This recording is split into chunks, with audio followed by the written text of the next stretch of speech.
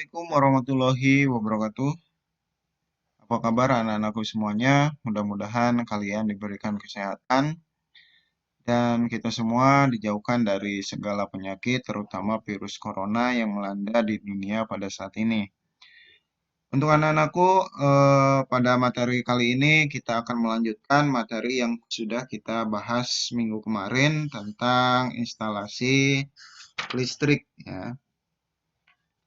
Nah, minggu kemarin kalian sudah tahu mulai dari pengertian kelistrikan, kemudian jenis dan manfaat listrik itu sendiri. Nah, sekarang kita akan masuk ke bagian B, instalasi listrik ke rumah tangga.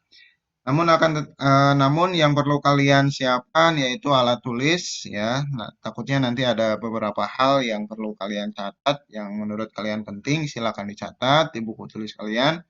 Kemudian persiapan juga buku modul yang dari perpustakaan ataupun buku modul penunjang lainnya, terutama pada instalasi listrik atau bagian rekayasa. Oke, anak-anakku semuanya, Pak Guru di sini mau mengingatkan sebelumnya bagi kalian yang belum mengumpulkan tugas pada pertemuan pertama, silakan kalian kumpulkan sesuai arahan yang ada di grup WA Prakarya kelas 9. Nah, bagi anak-anakku yang tidak memiliki handphone ataupun memiliki handphone tidak ada kuota ataupun memiliki handphone ada kuota tapi tidak ada sinyal, silakan kalian datang ke sekolah meminta materi ataupun mau mengumpulkan tugas. Tapi tetap harus menggunakan masker, kemudian pada saat masuk sekolah cuci tangan. Sekolah sudah menyediakan tempat untuk cuci tangan. Dan tak lupa untuk jaga jarak. Oke, lanjut saja anak-anakku ke poin berikutnya yaitu instalasi listrik ke rumah tangga. Nah, sebelum memahami lebih jauh kita harus tahu yang namanya instalasi listrik. Nah, di sini instalasi adalah suatu rangkaian yang menghasilkan sebuah aliran listrik, bisa berupa sebuah lampu atau sebuah sumber listrik. Ya. Biasanya instalasi listrik terdiri dari sebuah saklar, ada stop kontak, kemudian dan lampu secara sederhana. Kemudian input saklar dapat sumber pasak, kemudian inputnya menuju ke beban dan di mana beban itu adalah lampu. Nah, nanti ada bagian-bagian dari instalasi listrik. Nah, di sini yang perlu kita pahami, yang pertama ada komponen instalasi listrik. Mungkin dari kalian ada yang sudah tahu berapa peralatan listrik yang terpasang di rumah tempat kalian tinggal, ya, atau rumah kalian masing-masing. Berupa seperti saklar, ya, ada stop kontak, steker, sikring, dan lainnya. Nah, di sini ada fungsi dan jenis peralatan listrik secara umum, ya. Kita pahami dulu yang namanya bargainser, ya. Kemudian ada pengaman listrik. Kemudian poin C ada saklar. D ada stop kontak.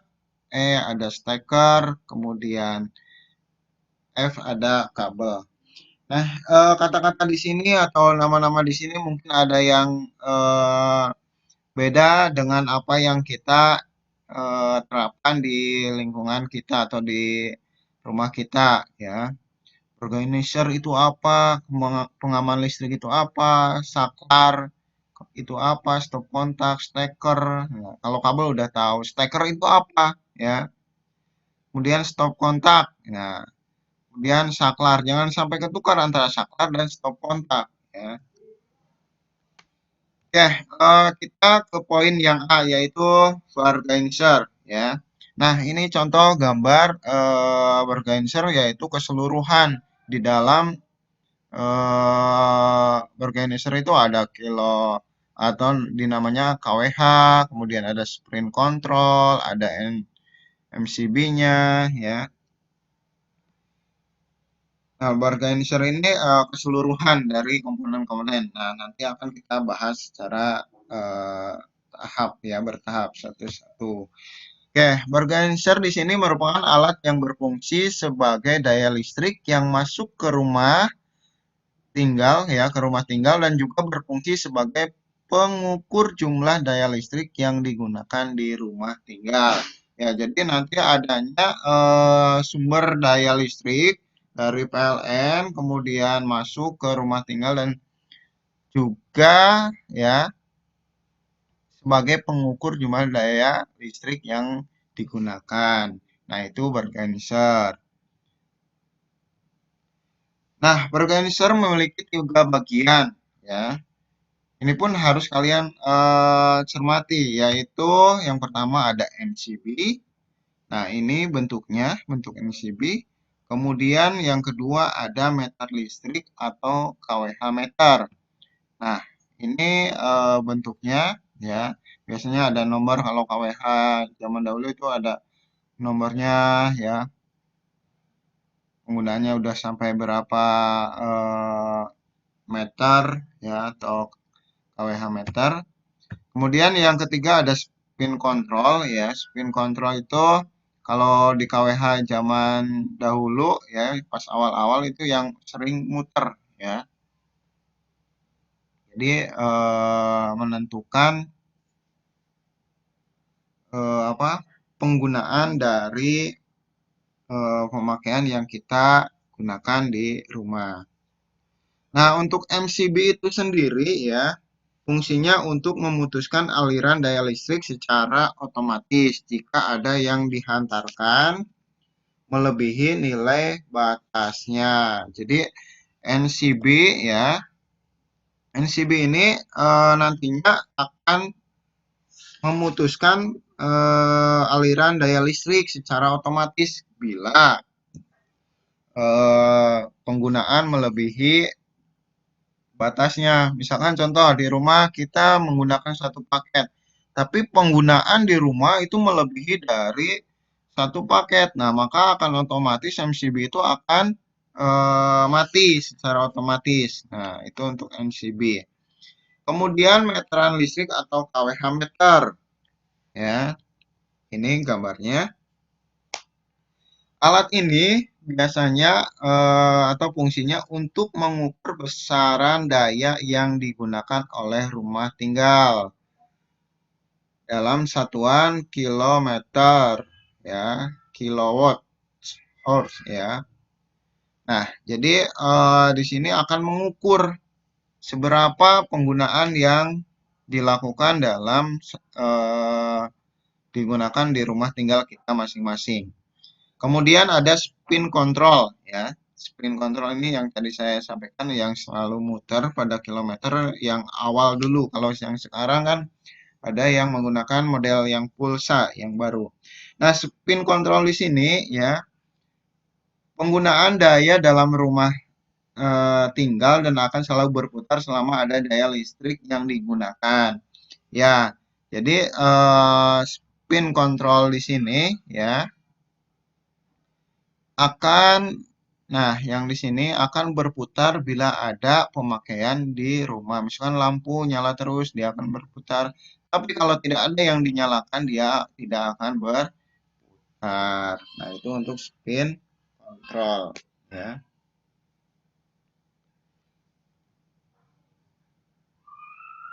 Nah, kemudian yang selanjutnya ada pengaman listrik. Nah, ini sangat utama ya pada pengamanan listrik di rumah tinggal.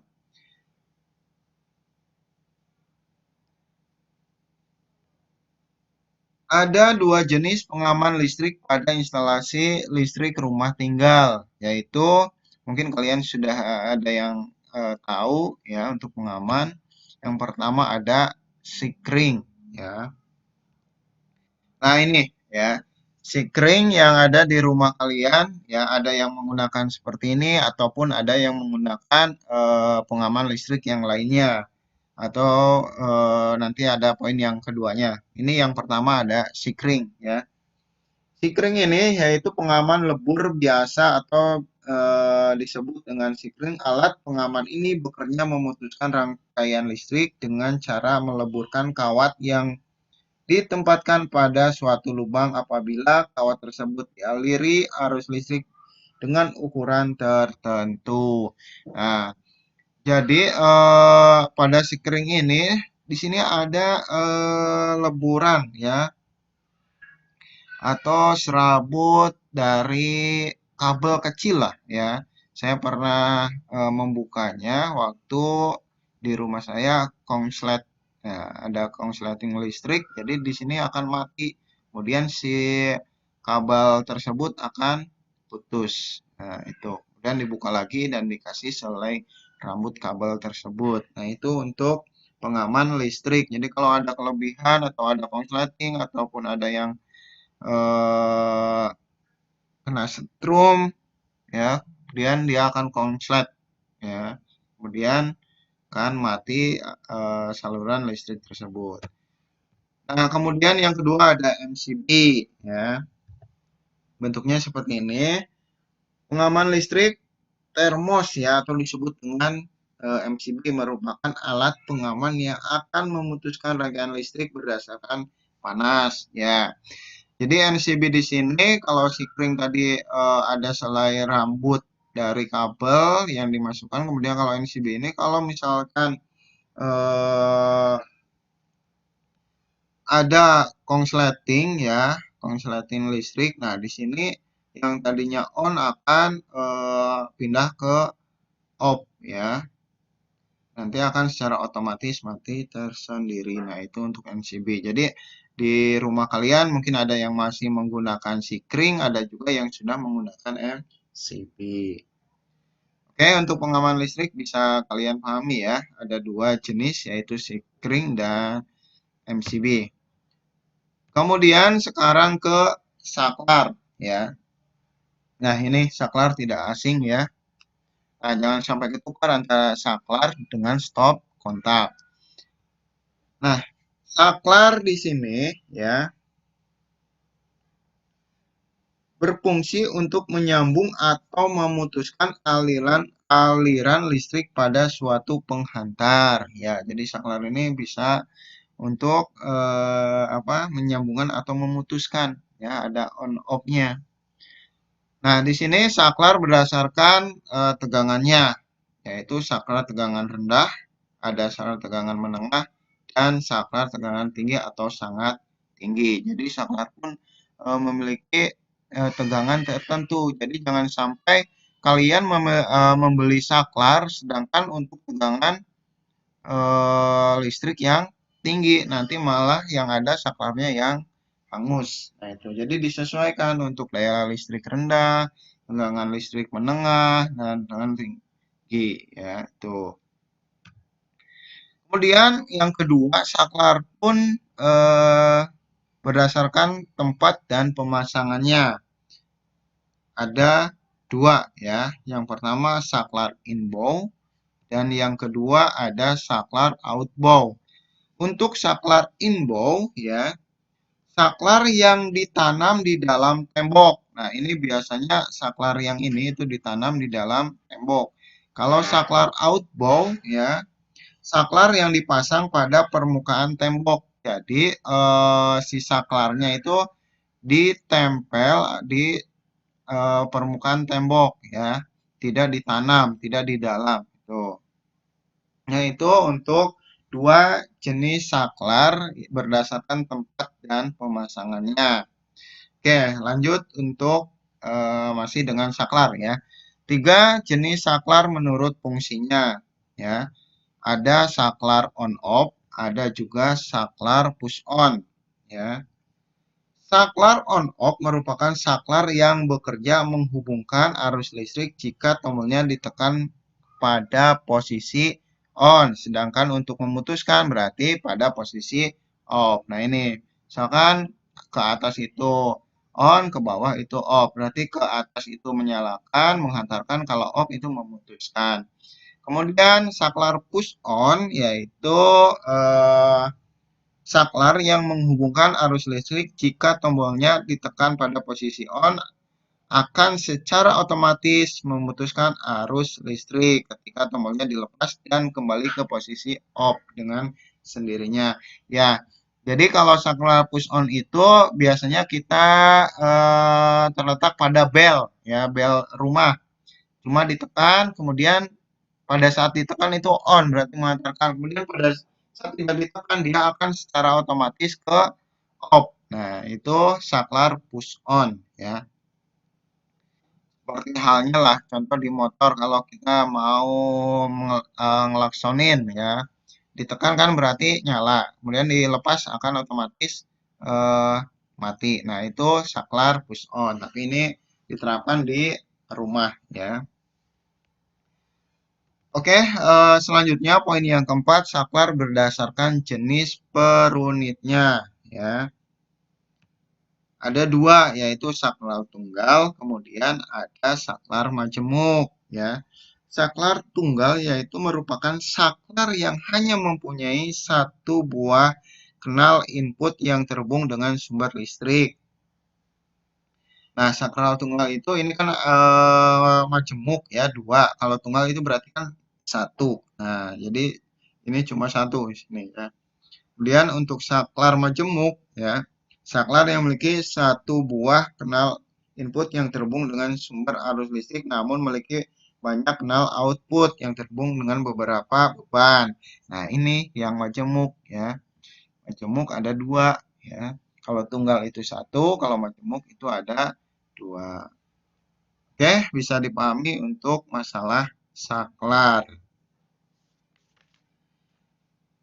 Kemudian yang selanjutnya ada stop kontak. Nah, ini stop kontak ya. Kalau di kita disebut colokan ya. Nah, ini stop kontak. Jangan ketukar juga dengan saklar ya.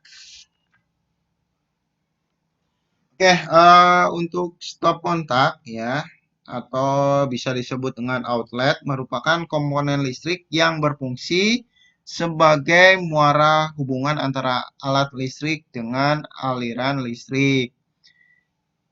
Nah, untuk stop kontak itu sendiri berdasarkan bentuk serta fungsinya stop kontak dibedakan menjadi dua, yaitu ada stop kontak kecil dan ada stop kontak besar ya. Untuk stop kontak kecil merupakan stop kontak dengan dua lubang kenal yang berfungsi untuk menyalurkan listrik pada daya rendah ke alat-alat listrik melalui steker yang juga berjenis kecil.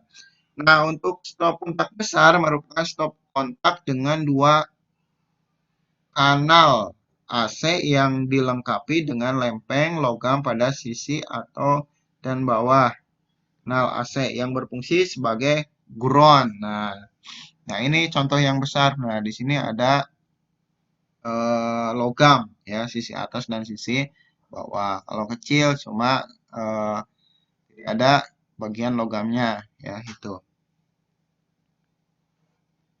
Nah, itu untuk stop kontak berdasarkan fungsinya ya, bentuk beserta fungsinya.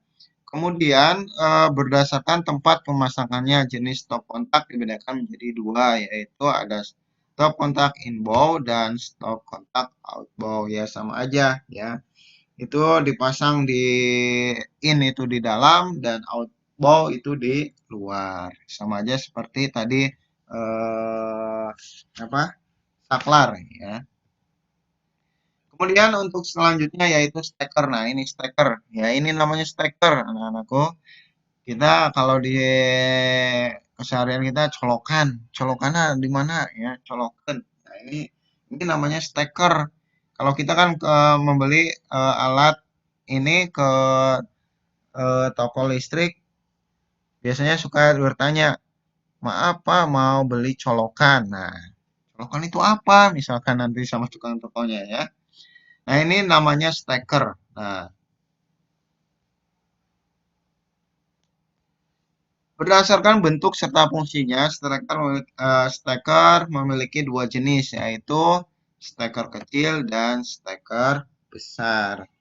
Steker kecil merupakan steker yang digunakan untuk menyambungkan alat-alat listrik berdaya rendah, misalnya lampu atau radio kecil dengan sumber listrik atau stop kontak.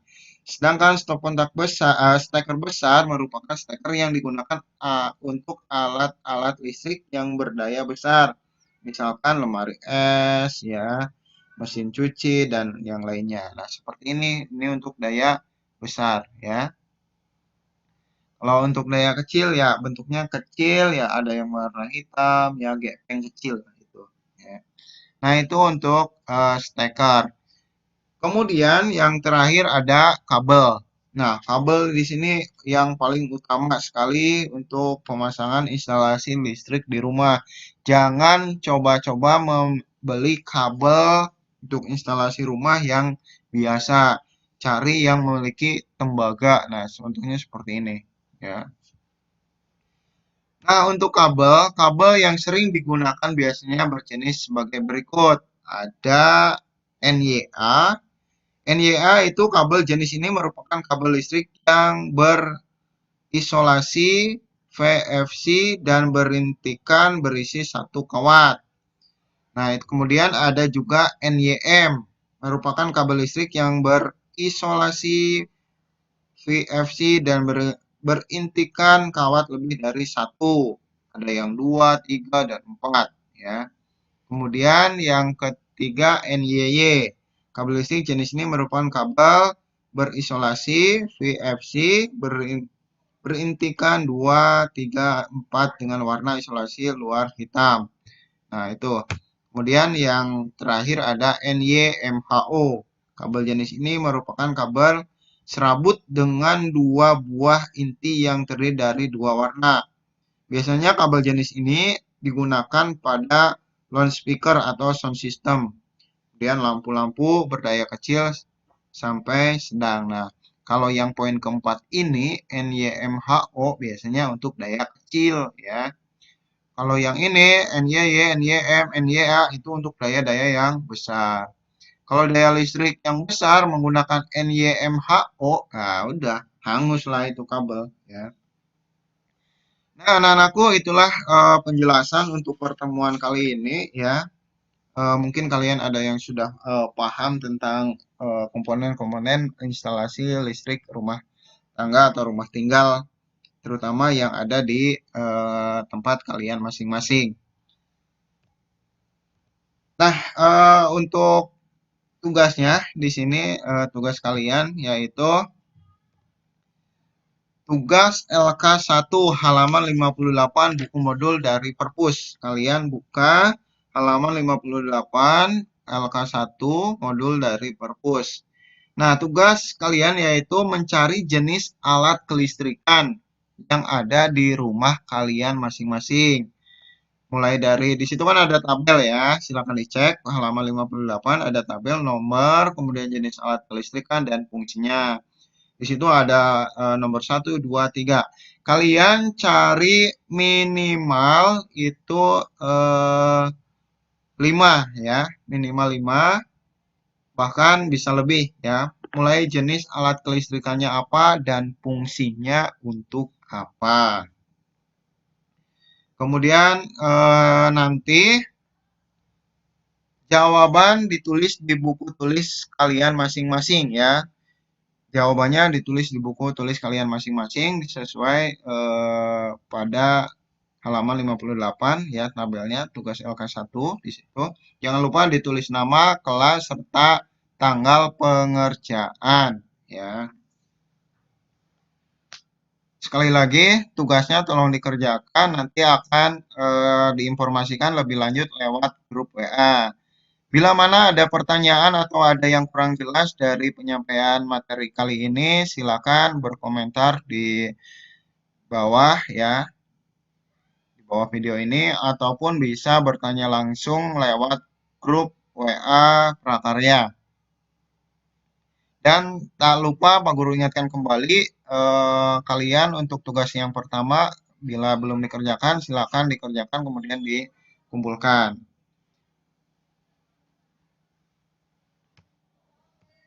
Oke, mungkin itu yang bisa Pak Guru sampaikan untuk materi kali ini. Mudah-mudahan ada manfaatnya buat kita semua ataupun bagi orang lain. Pak Guru akhiri, kurang lebihnya mohon maaf. Assalamualaikum warahmatullahi wabarakatuh.